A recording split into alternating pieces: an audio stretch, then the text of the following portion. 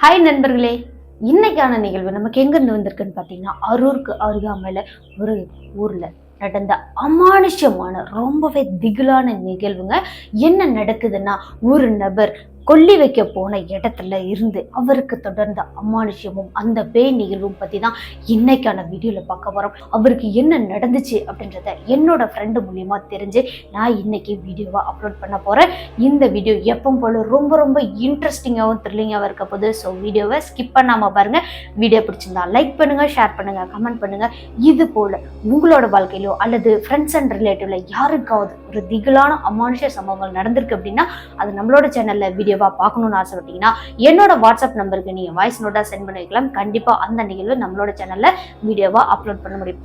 Okay நண்பர்களே, அந்த நபருக்கு என்ன நடந்துச்சு அப்படின்றத வீடியோ தொடர்ந்து பார்த்து தெரிஞ்சுக்கலாம்.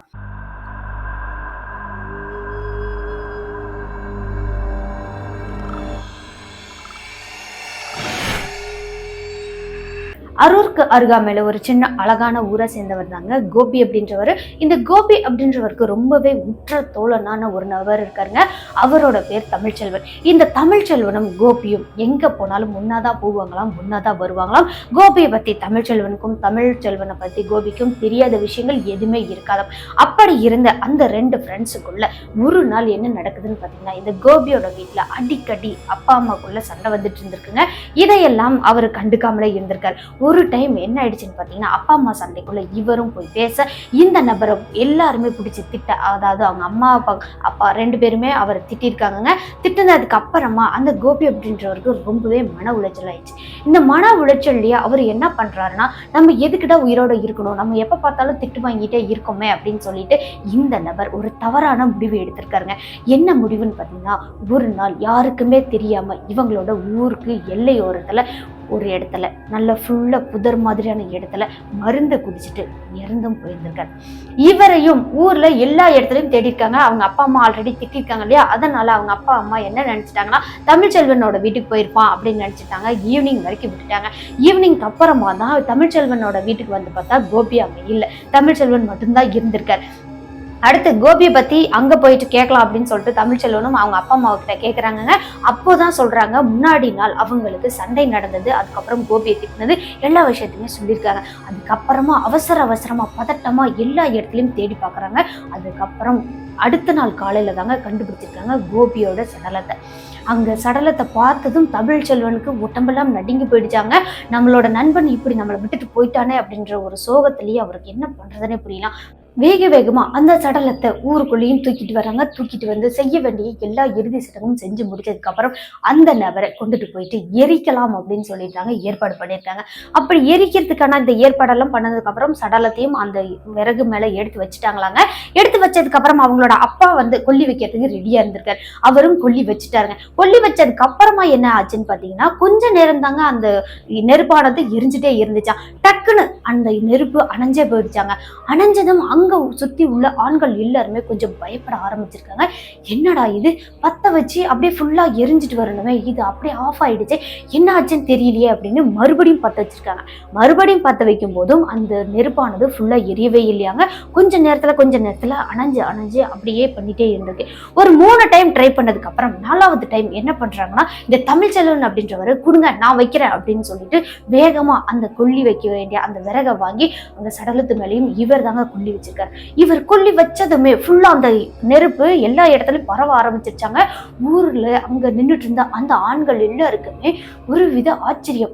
எப்படிடா இவன் வச்சதுமே எப்படி எரியும் அப்படின்னு சொல்லிட்டு இவங்க எல்லாருமே ஆச்சரியத்தோட பார்த்துட்டே இருந்துட்டு, அதுக்கப்புறமா அங்க இருந்து தமிழ்ச்செல்வன் அதுக்கப்புறமா அவங்க அப்பா 2 பேருமே ஆறுதல் சொல்லி அங்க உள்ள ஆளுங்க வீட்டுக்கும் கூட்டிட்டு வந்திருக்காங்க. கூட்டிட்டு வந்ததுக்கு அப்புறம் குளிச்சு முடிச்சுட்டு அங்க வந்துட்டு சாமியெல்லாம் கும்பிட்டுட்டு தமிழ்ச்செல்வன் அவங்களோட வீட்டுக்கு போயிட்டாங்களாங்க. அதுக்கப்புறமா 1 வாரம் வரைக்கும் எந்த ஒரு பிரச்சனையுமே இல்லாம நார்மலா போயிருந்திருக்கு. இருந்தாலும் நண்பனை இழந்த அந்த சோகம் அவரை விட்டு போகவே இல்லையாங்க. 1 வாரத்துக்கு அப்புறமா இந்த கோபி அப்படின்றவர் எப்பவும் போல ரொம்பவே சோகத்தோட கோபியை நினைச்சு அந்த வழியா அவங்களோட வீட்டு வழியா கிராஸ் ஆகி வந்திருக்காருங்க. கோபியோட வீட்டை தாண்டி அதுக்கப்புறமா தான் தமிழ்ச்செல்வனோட வீட்டுக்கு வரணுமோ. அப்படி மெதுவா இவரும் அவங்களோட வீட்டை கடக்கும் போது டக்குன்னு இந்த தமிழ்ச்செல்வன் அப்படின்றவருக்கு ஒரு சத்தம் கேட்டிருக்குங்க. என்ன சத்தம்னா, தமிழ் இங்க பாருடா, தமிழை இங்க பாரு அப்படின்னு கோபி கூப்பிடுற மாதிரி அந்த குரல் கேட்டிருக்கீங்க. அந்த குரலை கேட்டதும் இவருக்கு மேலெல்லாம் சிலிர்த்துருச்சாங்க. டக்குன்னு இவரும் திரும்பி பார்த்துருக்காரு. பார்த்த வயசுல அங்க யாருமே இல்லையாங்க. ஆனா தமிழ் இங்க பாரு அப்படின்ற சத்தம் மட்டும் இவருக்கு நல்லாவே கேட்டிருக்கு. இவர் என்ன நினைச்சிட்டேன்னா, ஒருவேளை கோபியோட நினைவிலே இருக்கிறதுனால நமக்கு அந்த மாதிரி தோணிருக்கும் அப்படின்னு நினைச்சிட்டு அதையும் பெருசுப்படுத்தாம கடந்து போக ஆரம்பிச்சிருக்காருங்க. வீட்டுக்கும் வந்துட்டு சாப்பிட்டு முடிச்சிட்டு அதுக்கப்புறம் தமிழும் போய் படுக்க ஆரம்பிச்சிருந்திருக்காங்க. அவங்களோட பெட்ரூம்ல போயிட்டு இவர் மட்டும்தான் அன்னைக்கு ரூம்ல படுத்திருக்காரு. கட்டில மேல தனிமையில படுத்துட்டு இருந்த அந்த தமிழ் அப்படின்றவரை மெதுவா தூங்கவும் ஆரம்பிச்சிருந்திருக்காங்க. நல்லபடியா இவரும் ஆழ்ந்த தூக்கத்துக்கு போயிட்டாராங்க. அதுக்கப்புறமா மணி எப்படியும் ஒரு மணி பக்கமா இருக்குமாம். அவ்வளோ நேரத்துக்கு தமிழே வெளியே வா, தமிழ் வெளியே வா அப்படின்ற ஒரு குரல் கேட்டிருக்கீங்க. அந்த குரல் இவருக்கு ஏற்கனவே பழக்கப்பட்ட குரல் தான். எவ்வளோ நேரத்துக்கு அந்த குரலை கேட்டாலும் டக்குன்னு முடிச்சிருவாராம். அந்த குரல் யாரோடதுன்னு பார்த்தீங்கன்னா கோபி அப்படின்றவரோடதுங்க. இந்த கோபி அப்படின்றவர் ரொம்ப உற்ற நண்பன் இல்லையா, அதனால இவர் அவர் இறந்த அந்த ஞாபகத்திலே இல்லாம டக்குன்னு இவரும் ஓடி போயிட்டு கதவை திறந்திருக்காருங்க. இவரோட ரூம்ல இருந்து ஓடி போய் மெயின் டோரை ஓபன் பண்ணி பார்த்தா அந்த இடத்துல கோபி அப்படின்றவர் அப்படி தத்ரூபமா உயிரோட இருக்கும்போது எப்படி இருந்தாரோ அதே மாதிரி அங்க நின்றுட்டு இருக்காருங்க. வா தமிழ், நம்ம போலாம், வா நம்ம அங்க உட்காந்து பேசலாம், வா அப்படின்னு நார்மலா சர்வசாதாரணமா இவர் இறந்தது தெரியாத அளவுக்கு நார்மலாவே தமிழை கூப்பிட்டுருக்குங்க. கூப்பிட்டதுமே தமிழும் என்ன பண்றாருன்னா, இருடா மச்சான், நான் போயிட்டு என்னோட மொபைல் எடுத்துட்டு வந்துடுறேன் அப்படின்னு சொல்லிட்டு உள்ள போயிருக்காங்க. உள்ள போயிட்டு மொபைலை எடுக்கும் போதுதான் இந்த தமிழ் அப்படின்றவருக்கு ஒரு விஷயம் ஸ்ட்ரைக் ஆயிருக்கு. கோபியா நம்மளை கூப்பிட்டது, கோபி இறந்துட்டானே அப்படின்னு இவருக்கு அப்போதாங்க தோண ஆரம்பிச்சிருக்கு. உள்ளுக்குள்ள ஃபுல்லா பயம் வரவும் ஆரம்பிச்சிருச்சு. என்னடா, நம்மளோட நண்பனா இருந்தாலும் இப்போ அது ஒரு ஆன்மா இல்லையா, அது கூப்பிடுதே, நம்ம எப்படி போறது அப்படின்ற ஒரு பயம் ஃபுல்லா உடம்பெல்லாம் சிலிர்த்துருச்சு, நடுங்கி போயிடுச்சு. மெதுவா அவரும் அந்த மொபைலை கையில வச்சுக்கிட்டே அவரோட ரூம்ல இருந்து மெதுவா எட்டி பார்த்தா மெயின் டோர் நல்லாவே தெரியுமாங்க. அங்க எட்டி பார்த்துட்டே இருக்கும்போது கோபியோட உருவம் அங்கேயே தாங்க நின்றுட்டே இருக்கு. தமிழ் வாடா போலாம் அப்படின்னு கூப்பிடுற மாதிரி அந்த குரல் கேட்டுட்டே இருந்திருக்குங்க. அந்த உருவமானது அங்கேயே தான் நின்றுட்டே இருந்திருக்கு. இப்படி கூப்பிட்டுட்டே இருக்கும்போது தமிழும் நடுங்கிக்கிட்டே அங்க செவுத்து ஓரமா நின்று பார்த்துட்டே இருந்த நபர் அங்கேயே நின்றுட்டே இருக்காருங்க. டக்குன்னு இந்த குரல் அவங்களோட அப்பாவுக்கும் கேட்டிருக்கு. தமிழோட அவங்க அப்பாவுக்கு கேட்டிருக்கு. இந்த தமிழ் அப்படின்றவர் எழுந்து பார்த்தா அங்க அப்படியே மெதுவா கோபியோட உருவமானது உள்ள வர்ற மாதிரி பார்த்துருக்காருங்க. ஃபர்ஸ்ட் படியில கால் எடுத்து வைக்கிற மாதிரியும் இவங்களோட அப்பா பார்த்துருக்காரு. பார்த்து அவங்களுக்கும் செமையா பயம் வந்துருச்சாங்க. ஃபுல்லா நடுங்கவே ஆரம்பிச்சிட்டாரு, கத்தவும் ஆரம்பிச்சிருக்காரு. வாங்க, யாராவது வாங்க, இங்க எப்படா நீ வந்த அப்படின்னு கோபியை திட்டிக்கிட்டு யாராவது வாங்க வாங்க அப்படின்னு சத்தம் போட்டுக்கிட்டே மெயின் டோர் பக்கத்துல கதவை சாத்திட்டாராங்க. கதவை சாத்தினாலும் இவருக்கு பயம் நடுக்கம் நிக்கவே இல்லையாங்க. உள்ளுக்குள்ள அவ்வளோ ஒரு பயமா இருந்திருக்கு. இந்த கொலையெல்லாம் நடுங்கி போச்சுன்னு சொல்லுவாங்கல்ல, அந்த அளவுக்கு பயமா இருந்திருக்குங்க. இந்த பயத்தோடைய அவங்களோட அப்பா அந்த மெயின் டோர் கதவை லாக் பண்ணிட்டு வேகமா அவங்களோட வீட்டுல இருந்த ஒரு தொடப்பத்தை எடுத்து மெயின் டோர் பக்கத்துல போட்டுட்டாராங்க. போட்டதுக்கு அப்புறம் பக்கத்துலயே உள்ள ஜன்னல் வழியா பார்த்துருக்காருங்க. அங்க கோபியோட உருவம் இவங்களோட வீட்டு வாசப்படியிலேயே உட்கார்ந்துட்டு இருக்கிற மாதிரி பார்த்துருக்காருங்க. பார்த்ததுக்கு அப்புறம் இவருக்கு அவ்வளோதாங்க அள்ளு விட்டுருச்சுங்க. இவங்களோட அப்பாவும் நடுங்கி போயிட்டாரு. இங்க தமிழ்ச்செல்வனும் எட்டி பார்த்துட்டு இருக்காரு இல்லையா, அவரும் மெதுவா அவங்களோட அப்பா கிட்ட அப்பா அப்பா அப்படின்னு பேச ஆரம்பிக்கும் போது அவர் தமிழோட வாயை பொத்திட்டாராங்க. எதுவுமே பேசாத அப்படின்னு சொல்லிட்டு. அடுத்து 2 பேருமே ஜன்னல் வழியா பார்த்துட்டே இருக்கும்போது அந்த உருவமானது இந்த வீட்டு வாசப்படியில இருந்து எழுந்து நடந்து போற மாதிரி போயிட்டு இவங்களோட வீட்டை தாண்டினதும் மாயமா மறைஞ்சிருச்சாங்க. இந்த நிகழ்வை இவங்க அப்பா தமிழ்ச்செல்வன் 2 பேருமே பார்த்துட்டே இருந்திருக்காங்கங்க. பார்த்த 2 பேருக்குமே உங்க கொலையெல்லாம் நடுங்கி போயிடுச்சு, உயிரே கையில இல்லாத மாதிரி ஃபீல் ஆயிடுச்சான். அதுக்கப்புறமா அவங்க 2 பேருமே இங்கே ஹால்லையே சேர் போட்டு உட்காரவும் ஆரம்பிச்சு 2 பேருமே பேசிட்டு இருக்காங்க. எப்படிடா இது, நான் நல்லா பார்த்தேன்டா, அவனோட உருவமே தான், உன்னோட க்ளோஸ் ஃப்ரெண்ட் அப்படின்றதுனால உன்னை பார்க்கறதுக்காக வந்திருப்பானோ என்னவோ அப்படின்னு அவங்க அப்பா சொல்றாருங்க. அப்பவும் தமிழ் நான் தான் கொல்லி வச்சேன் அப்படின்ற விஷயத்த அவங்க வீட்டுல சொல்லவே இல்லையாங்க. ஊருக்காரங்க யாருமே அந்த விஷயத்த சொல்லவே இல்லை போல. அப்போ வரைக்கும் அவங்க அப்பாவுக்கு தெரியாதுங்க. கொஞ்ச நேரம் பேசிட்டே இருக்கும்போது டக்குன்னு தமிழ் என்ன பண்றாருன்னா, அப்பா அவனுக்கு கொல்லி வச்சது யார் தெரியுமா, நான் தான் தான்ப்பா அப்படின்ற விஷயத்தையும் சொல்லிட்டாரு. சொன்னதுக்கு அப்புறம் அவங்க அப்பா நடுங்கி போயிட்டாருங்க. எதுக்கடா நீ கொல்லி வச்ச, என்னடா நினைச்சிட்டு இருக்க, எதுக்கடா இந்த மாதிரி பண்ணன அப்படின்ற விஷயத்த சொன்னதுக்கு அப்புறம் பயங்கரமா திட்டி அந்த தமிழை வந்து திட்டிட்டே இருந்திருக்காருங்க. தமிழ்ச்செல்வனுக்கு கோபம் வந்துருச்சு. என்னப்பா பண்ணணும்னு சொல்றீங்க, நான் தான் வச்சேன் அப்படின்னு சொல்லி கோவத்தோட மெதுவா எழுந்து அவரோட பெட்ரூம்க்கு போயிட்டாங்க. பெட்ரூம்க்கு போனதுக்கு அப்புறமும் இந்த தமிழ் அப்படின்றவரை பிறண்டு படுத்துட்டே இருந்திருக்காரு. தூக்கமே வராமலே இருந்திருக்காரு. அதுக்கப்புறம் இவங்களோட அப்பாவும் படுத்து பார்த்துருக்காங்க. தூக்கமே வராத காரணத்தினால அவங்களோட அம்மாவை எழுப்பி சாப்பாடு வேலையெல்லாம் செய்ய சொல்லியிருக்காங்க. நான் நேரமா வேலைக்கு போறேன் அப்படின்ற விஷயத்தையும் சொல்லியிருக்காங்க. சொன்னதுக்கு அப்புறம் அவங்களோட வீட்டுல எல்லாருமே முடிச்சுட்டு வேலையெல்லாம் செஞ்சுட்டு இருக்கும்போது தமிழ் அப்படின்றவர் நல்லா படுத்துட்டே மொபைல் பார்த்துட்டு இருந்த நபர் தாங்க. அப்படி மொபைல் பார்த்துட்டே இருந்த நபர் டக்குன்னு மொபைல் எல்லாம் தூக்கி போட்டுட்டு கத்திக்கிட்டே அந்த ரூம்ல இருந்து ஹாலுக்கு ஓடி வந்திருக்காங்க. ஓடி வந்ததை பார்த்தா அப்பா அம்மா 2 பேருமே என்னடா ஆச்சு எதுக்கடா இப்படி ஓடி வர அப்படின்னு கேட்டிருக்காங்க. அப்போதான் அங்க பாருப்பா கோபி வந்து என் கையை பிடிச்சி கூப்பிட்டாப்பா அப்படின்ற நடுங்கிக்கிட்டே சொல்லிட்டே இருந்திருக்காரு. பயத்துல அவருக்கு நான் எப்படி பேசுறதுன்னே தெரியாம அறகுறையா தாங்க சொல்லிட்டு இருந்திருக்காரு. அதுக்கப்புறமா அங்க உள்ளேயும் எட்டி பார்த்திருக்காங்க. பார்த்தா அந்த இடத்துல யாருமே இல்லை. ஆஹா, இந்த கோபியோட ஆன்மா இவனை விடாது போல அப்படின்னு நினைச்சிட்டு அன்னைக்கு நான் வேலைக்கு போகலாமா, நீங்க எல்லாம் சீக்கிரமா கிளம்பி நம்ம கோவிலுக்கு போலாம் அப்படின்ற விஷயத்த சொல்லியிருக்காங்க. கோவிலுக்கும் போயிட்டு வந்துட்டாங்க. அன்னைக்கு நாள் அப்படியே முடிஞ்சிருச்சுங்க. அன்னைக்கு நைட்டு சாப்பிட்டு முடிச்சுட்டு இந்த தமிழ்ச்செல்வன் அப்படின்றவர் அவரோட பெட்ரூம்ல போய் படுக்க ஆரம்பிச்சுட்டாங்க. இங்க அவங்க அப்பா அம்மா 2 பேரும் ஹால்லையும் படுத்துட்டு இருக்காங்க. அப்போ மணி பார்த்தீங்கன்னா 2 மணி இருக்குமாங்க. இந்த 2 மணிக்கு அவ்வளோ நேரத்துக்கு நல்ல தூக்கத்துல இருந்த தமிழ் அப்படின்றவருக்கு யூரின் வந்திருக்குங்க. யூரின் வந்த காரணத்தினால சரி நம்ம எழுந்து போய் வெளியே யூரின் பாஸ் பண்ணிட்டு வந்தாலும் அதுக்கப்புறம் வந்து தூங்கலாம் அப்படின்னு நினைச்சிருக்காருங்க. இருந்தாலும் முன்னாடி நாளே இந்த கோபியோட ஆன்மாவை பார்த்தாரு இல்லையா, அந்த காரணத்தினால இன்னைக்கு என்ன பண்றாருன்னு பார்த்தீங்கன்னா அவங்களோட வீட்டில் உள்ள எல்லா லைட்டையும் ஆன் பண்ணிட்டு கூடவே இவரோட மொபைல்ல டார்ச்சும் ஆன் பண்ணியிருக்காருங்க. அதுக்கப்புறம் இவங்களோட வீட்டில் உள்ள சாமியோட திருநீரை எடுத்து வச்சுக்கிட்டு அதுக்கப்புறமா தான் மெயின் டோரை ஓபன் பண்ணிருக்காரு. ஏன் அப்படின்னு பாத்தீங்கன்னா வெளிச்சம் இருந்துச்சு அப்படின்னா ஆன்மா பக்கத்துல நெருங்காது அப்படின்றது இன்னுமுமே கிராமத்துல உள்ள ஒரு நம்பிக்கை தாங்க. அந்த நம்பிக்கை வந்து இவருக்கும் இருக்க காரணத்தினாலதான் செல்லுலையும் டார்ச் ஆன் பண்ணிட்டாரு. வீடு ஃபுல்லா லைட்டிங் போட்டுட்டாரு.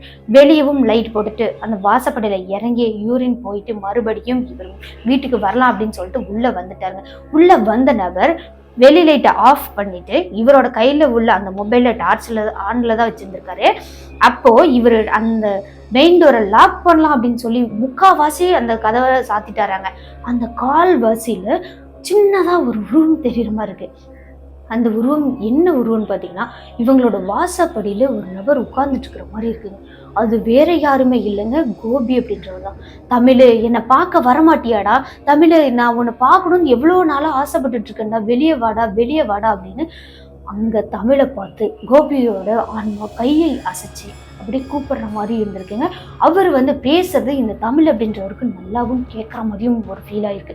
இந்த குரலை கேட்டதும் அவருக்கு உச்சந்தலையிலேருந்து உள்ளங்கால் வரைக்கும் ஃபுல்லாக அப்படியே பயம், அவ்வளோ பயமாக இருந்திருக்கு. மேலெல்லாம் அப்படியே என்னென்னமோ பண்ணியிருக்கு. அவருக்கு டக்குன்னு வேர்க்கிற மாதிரி இருக்கு, என்னென்னமோ பண்ணியிருந்திருக்குங்க. அந்த காரணத்தினால டக்குன்னு மெயின் டோரை லாக் பண்ணிட்டு அதுக்கப்புறம் விடியவே லைட் ஆன்லேயே வச்சுட்டு தான் வீட்லேயும் படுத்துருந்துருக்கு. நல்ல ஆழ்ந்த தூக்கத்துக்கு மறுபடியும் இந்த தமிழ் அப்படின்றவர் நல்ல தூக்கத்துக்கு போனதுக்கு அப்புறமா இவரோட பின்னாடி இவர் இப்படி ஒரு பக்கமா படுத்துட்டு இருக்காருன்னா இவருக்கு பின்னாடி இவரோட முதுகுல யாரோ வந்து தட்டுனா எப்படி இருக்கும், அடிச்சா எப்படி இருக்கும், அந்த மாதிரி ஒரு ஃபீலோடங்க. இவர் அந்த தட்டுற ஃபீல் வந்ததுமே சரி யாராடா இருக்கும், நம்ம அப்பாவா இல்லை அம்மாவா, நம்மளை கூப்பிடுறாங்களா எழுப்புறாங்களா அப்படின்னு நினைச்சிட்டு இந்த பக்கம் பிறண்டு படுத்து மெதுவா கண்ணை திறந்து பார்த்துருக்காங்க. கண்ணை திறந்து பார்த்தா அந்த இடத்துல இவங்களோட அப்பா தாங்க நின்றுட்டு இருந்திருக்காரு. அப்பா நின்றுட்டு இருக்காரு, எதுக்காக எழுப்புறாரு அப்படின்னு நினைச்சிட்டு இவரும் எந்திரிச்சு என்னப்பா ஆச்சு என்ன அப்படின்னு கேட்டிருக்காருங்க. வெளியே வாப்பா, ஒரு நிமிஷம் வெளியே வா அப்படின்னு கூப்பிட்டுருக்காருங்க. வெளியே வான்னு கூப்பிடுறாரு, என்னன்னு தெரியலையே அப்படின்னு சொல்லிட்டு இந்த நபர் என்ன பண்றாருன்னா அப்போ ஹால்ல வந்து அவர் சரியா கவனிக்கல போலங்க. மெதுவா மெயின் டோரை ஓபன் பண்ணிட்டாருங்க. ஓபன் பண்ணிட்டு வா வெளியே போலாம் அப்படின்னு கூப்பிட்டுருக்காரு. இவரும் வெளியே போயிருக்காருங்க. சரி பயத்தினால அப்பா யூரின் போகிறதுக்காக தான் நம்மளை கூப்பிடுறாரு போல அப்படின்னு நினைச்சிட்டு இவரும் வெளியே போயிருக்காரு. வெளியே போனா நேரா இவங்களோட தெருவுல நடக்க ஆரம்பிச்சிருக்காருங்க. இவரும் பின்னாடியே கொஞ்சம் தூரம் வரைக்கும் போயிருந்திருக்காரு. பின்னாடியே போறத பார்த்துட்டு இவர் ஒரு இடத்துல போயிட்டு டக்குன்னு நின்றுட்டாராங்க. அவங்களோட அப்பா வந்து டக்குன்னு ஒரு இடத்துல நின்றுருக்காரு. நின்னதை பார்த்த இந்த தமிழ்ச்செல்வன் அப்படின்றவர் என்ன பண்றாருன்னா, என்னப்பா ஆச்சு, ஏன் இங்க வந்து நின்றுட்டு இருக்கீங்க, என்ன ஆச்சு அப்படின்னு கேட்டுட்டே இருக்கும்போது அந்த உருவமானது இவரை பார்த்து திரும்புற மாதிரி திரும்பி இருக்கீங்க. திரும்பின உருவத்தை பார்த்த இந்த தமிழுக்கு அதுக்கப்புறம் வாழ்க்கையில என்னைக்குமே அந்த உருவத்தை பார்க்க கூடாதுன்னு நினைச்சிட்டாராங்க. அதே இடத்துல இவர் யூரினும் போயிட்டாராம். அங்க இவரோட ஃப்ரெண்டோட அந்த கோபியோட உருவம் தாங்க நின்றுருக்கு. சும்மா இல்லைங்க, அறகுறையா அங்கங்க வெந்து சதையெல்லாம் தொங்குற மாதிரி அந்த மாதிரி ஃபீல் ஆயிருக்கு. வாடா, என் கூடவே வாடா அப்படின்னு தமிழ்ச்செல்வனை கோபி அப்படின்றவர் கூப்பிடுற மாதிரி இருந்திருக்குங்க. இவரோட கையை பிடிக்கிறதுக்கு வந்துருச்சுங்க. முக்கால்வாசி இவரோட கையை இப்படி பிடிக்கிற அளவுக்கு வந்ததுக்கு அப்புறம் டக்குன்னு பின்னாடி இருந்து தமிழோட கையை யாரோ பிடிச்சி இழுத்துருக்காங்க. இழுத்தவங்க எதுவுமே பேசாமலே நேரா வீட்டுக்கும் கூட்டிட்டு போயிருக்காங்க. வீட்டுக்கு வாசப்படி ஏறும்போது தான் தமிழ் நல்லாவே முழிச்சு பார்த்துருக்காருங்க. அது வேற யாருமே இல்லை, இவங்களோட அப்பா தான். என்னப்பா அங்கேயும் நீ இருக்கிற, இங்கேயும் நீ இருக்கிற, எப்படி அப்படின்னு இவர் கொஞ்சம் குழப்பமா கேட்கும்போது, அது நான் இல்லப்பா, நல்லா பாரு, அது யாருன்னு பாரு அப்படின்னு எங்க வீட்டோட அந்த மெயின் டோர் வாசப்படியில இருந்து எட்டி பார்க்க சொல்லியிருக்காங்க. எட்டி பார்க்கும்போது தாங்க தெரியுது, அது நிஜமாவே கோபியோட உருவம் தான். அங்கங்க வெந்து வேகாம ரொம்ப கொடூரமா அந்த உருவம் இருந்திருக்கு. அதுக்கப்புறம் இவர் மெயின் டோரை லாக் பண்ணிட்டு உள்ள வந்தவர் தாங்க 2 நாள் ஆகியுமே வெளியவே போகவே இல்லையா. 3வது நாள் தான் இந்த கோபி அப்படின்றவரோட அந்த ஞாபகத்துல இருந்து மெதுவா தமிழ்ச்செல்வன் அப்படின்றவர் வெளியே வந்திருக்காரு. சரி, ஓகே, அவனோட ஞாபகத்திலே இருந்தா நம்ம என்ன பண்றது அப்படின்னா, அவங்களோட அப்பா திட்டினதுலயும் இவரும் கொஞ்சம் அவனோட ஞாபகத்துல இருந்து நம்ம வெளியே வரலாம் அப்படின்னு கொஞ்சம் ரிலாக்ஸ் ஆகிடும் அப்படின்னு சொல்லிட்டு 3வது நாள் என்ன பண்றாருன்னா, இவங்களோட வேற ஒரு ஃப்ரெண்ட்ஸோட சேர்ந்து சின்னதா வெளியூருக்கு போயிட்டு வரலாம், ஒரு 1/2 மணி நேரம் 1 மணி நேரம் டிராவல் உள்ள அந்த இடத்துக்குலாம் போயிட்டு நம்ம கொஞ்சம் மைண்டை ரிலாக்ஸ் பண்ணிட்டு வந்தோம்னா சரியா போயிடும் அப்படின்னு நினைச்சேன். அந்த தமிழ் அப்படின்றவர் அவங்களோட அந்த ஊர்ல உள்ள மற்ற நண்பர்களை கூட்டிட்டு கொஞ்ச நேரம் வரைக்கும் ஃப்ரீயா இருந்துட்டு வந்துட்டாரு. வந்ததுக்கு அப்புறம் வீட்டுக்கு வந்தா என்ன காரணம்னே தெரியலங்க, வீட்டுக்கு வந்த அந்த தமிழ் அப்படின்றவர் அவங்க அம்மாவை திட்டுறதும் அவங்க அப்பாவை திட்டுறதும் இந்த மாதிரியே இருந்திருக்காருங்க. அன்னைக்கு ஃபுல்லாவே அங்க இருந்துட்டு வந்துட்டாரு இல்லையா. வந்ததுக்கு அப்புறமா இவங்க அப்பா அம்மாவோட சண்டை, என்ன காரணம்னே தெரியாமலே சண்டை வந்துட்டு இருக்குங்க. 2-3 பேரும் சண்டை போட்டுட்டே இருந்திருக்காங்க. சண்டையின் காரணமா இந்த தமிழ் அப்படின்றவர் என்ன பண்றாருன்னா, மெதுவா யார்கிட்டையும் சொல்லாம வீட்டை விட்டு வெளியே வந்திருக்காரு. வெளியே வந்த அந்த நபர் நேரா எங்க போனாருன்னு தெரியலங்க, எப்படி வாங்கினாருன்னு தெரியலையா. ஆனா இவங்களோட வீட்டுக்கு வந்துட்டு ஃபுல்லா ஒரு 1/2 லிட்டருக்கு மேல பெட்ரோல் இருக்குமாங்க. அந்த பெட்ரோலை எடுத்து குடிக்கவும் ஆரம்பிச்சிருந்திருக்காங்க. ஃபுல்லா குடிச்சு முடிச்சுட்டு அந்த பாட்டில இவருக்கு பெட்டுக்கு பக்கத்திலே போட்டு வச்சிருந்திருக்காரு. இவர் கொஞ்ச நேரத்துல உடம்பெல்லாம் ஒரு மாதிரி எரியிற மாதிரி கத்திக்கிட்டே இருந்திருக்காருங்க. அம்மா என்னை காப்பாத்து அப்படின்னு சொல்லிட்டு அதுக்கப்புறமா பெட்ரோல் குடிச்ச விஷயத்த சொல்லிட்டாரு. சொன்னதுமே அவங்க அப்பா அம்மாவுக்கு என்ன பண்றதுன்னு புரியல. எதுக்காக அந்த மாதிரி பண்ற, ஏன்டா இப்படி பண்ற அப்படின்னு அவங்களோட அந்த தமிழை வந்து வேகமா ஆம்புலன்ஸ் அரேஞ்ச் பண்ணி ஹாஸ்பிட்டலுக்கும் கூட்டிட்டு போயிருக்காங்க. கூட்டிட்டு போனதுக்கு அப்புறம் அவருக்கும் பிரைவேட்ல தாங்க பார்த்துருக்காங்க. கிட்டத்தட்ட ஒரு 4 லட்சம் செலவு பண்ணியிருக்காங்க. அந்த ட்ரீட்மெண்ட் டைம்லயே அவருக்கு ட்ரீட்மெண்ட் போய்கிட்டே இருக்கும்போது நைட்டு ஒரு 12 மணி ஆச்சு அப்படின்னாவே இந்த தமிழ்ச்செல்வன் அப்படின்ற ஒரு படுத்துட்டு இருக்க அந்த பெட்ல இருந்து ஒரு 1/2 அடிக்கு மேல போயிட்டு கீழே வரதும் இந்த மாதிரி இருந்திருக்கு.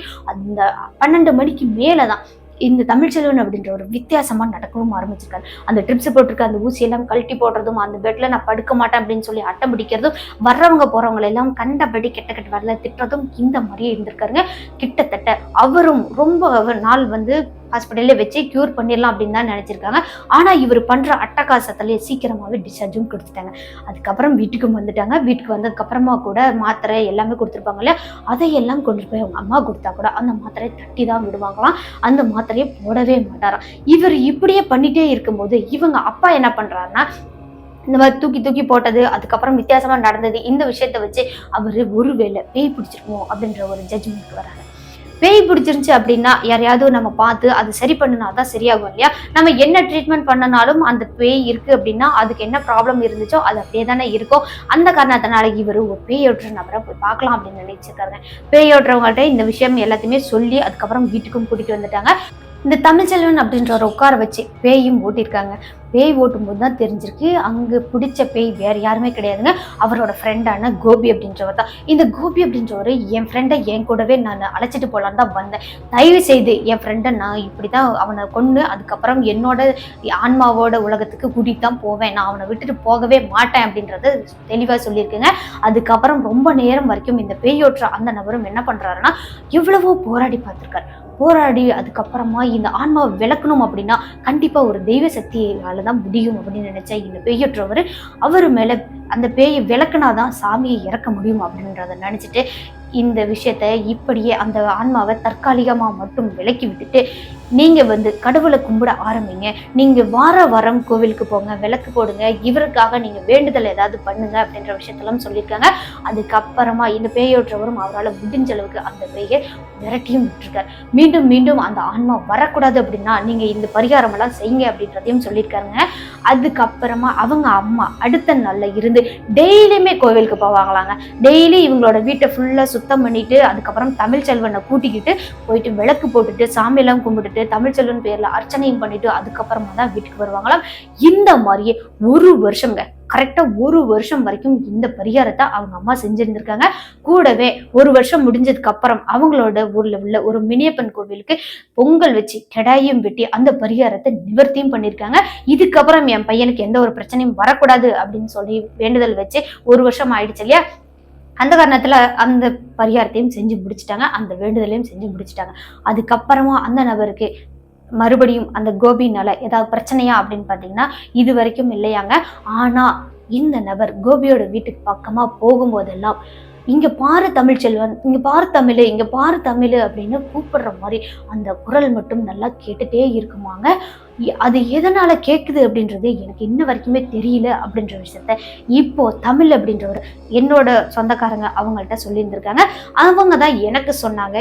இந்த நிகழ்வு எப்படி இருந்துச்சுன்னு மறக்காம கமெண்ட் பாக்ஸ்ல கமெண்ட் பண்ணுங்க. கிட்டத்தட்ட ஒரு வருஷம் நான் ரொம்பவே கஷ்டப்பட்டேன் அப்படின்ற விஷயத்த தெளிவா சொல்லி அனுப்பியிருக்காங்க. என்னோட ரிலேட்டிவ் தான் எனக்கு இந்த ஸ்டோரியை சொல்லியிருக்காங்க. இந்த ரியல் லைஃப் கோஸ்ட் இன்சிடென்ட் எப்படி இருந்துச்சுன்னு மறக்காம கமெண்ட் பாக்ஸ்ல கமெண்ட் பண்ணுங்க. வீடியோ பிடிச்சிருந்தா லைக் பண்ணுங்க, ஷேர் பண்ணுங்க, கமெண்ட் பண்ணுங்க.